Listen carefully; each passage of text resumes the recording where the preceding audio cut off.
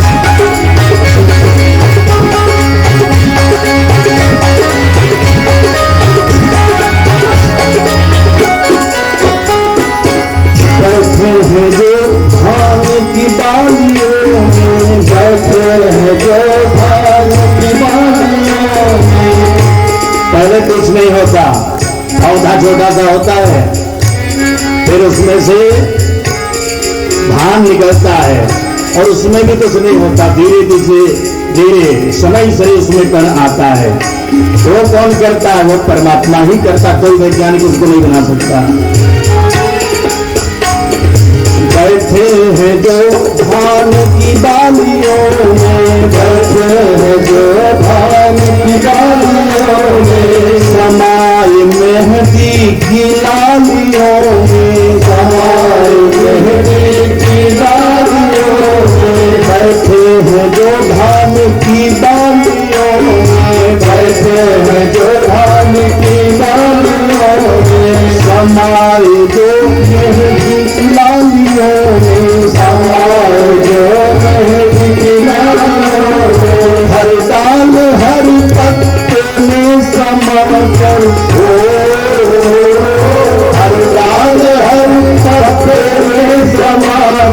रंग बिरंगे फुला रहे चाहे गरीबी हो जिस खतों में वही खुशी चला लो चाहे हो जिस खतों में वही खुशी चला जो प्रेम हमने लगाया पहले हमने लगाया पहले उसी का फल अब हम पा रहे हैं प्यार है वही प्यार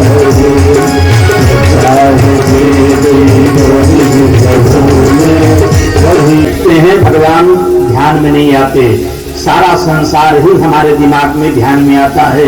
क्यों? क्योंकि राम जी मेरे मनमानस में है ही नहीं, श्री कृष्ण हमारे मनमानस में है ही नहीं। जो है वही मानस में आता है, वही ध्यान में आता है। भगवान है नहीं तो आएगा कहां से? अंतराम कहीं आवत नहीं, जो अंतःकरण में होता है प्यारे वही अंत में आता है। तो कहते हैं उसको निकालने के लिए, उसको सिद्ध करने के लिए कुछ उपाय करने चाहिए। वो उपाय क्या है? जितासनो जितः संगः जित श्वासो जितेन्द्रियः